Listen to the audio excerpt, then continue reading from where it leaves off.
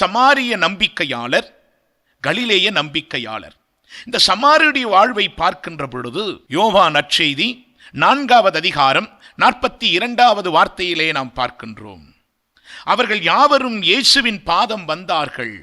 வந்தவர்கள் யாவரும் இயேசு சொன்னதை கேட்டார்கள், நம்பினார்கள்.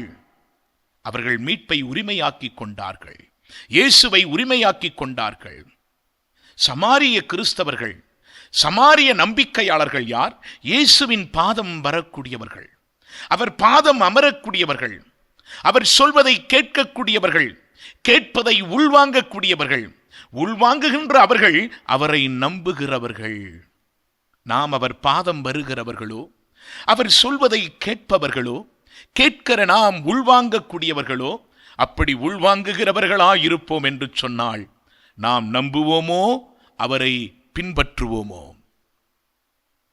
கலிலேய நம்பிக்கையாளர்கள், இல்லை என்றால் கலிலேய கிறிஸ்தவருடைய வாழ்வு எப்படி இருக்கின்றது? அவர்கள் இயேசுவை மகிழ்ச்சியோடு வரவேற்றார்கள். எதற்காக வரவேற்றார்கள்? ஏன் வரவேற்றார்கள்? அவர் அற்புதங்களை, அதிசயங்களை செய்வார் என்ற எண்ணத்தோடு அவர்கள் அடையாளங்களை எதிர்பார்த்தார்கள். விவிலியம் தெள்ளத் தெளிவாக சொல்கின்றது. மத்தேயு நற்செய்தி 12வது அதிகாரம் 39-40 பார்க்கிறோம். இந்த விபச்சார தலைமுறையினர் அடையாளங்களை கேட்கிறார்கள் என்று சொல்லி, ஒரு மனிதன் ஆண்டவரே எனக்கு இதை செய்தால்தான், இதை செய்ய வேண்டுமாய் இருப்பிரேயானால் நான் உன்னை நம்புவேன் என்று சொல்லி வருகிறார்கள்.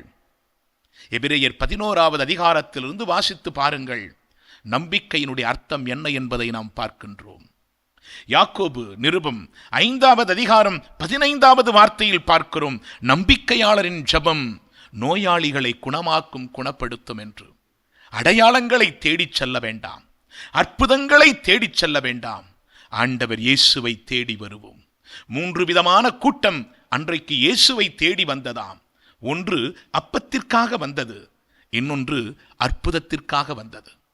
அப்பத்திற்காக வந்தவர்கள் அப்பத்தை தின்றார்கள், ஏப்பமிட்டு சென்றார்கள். அற்புதத்தை தேடி வந்தவர்களும் அப்படித்தான், ஆஹா ஓஹோ என்றார்கள், அவர்களும் சென்று விட்டார்கள்.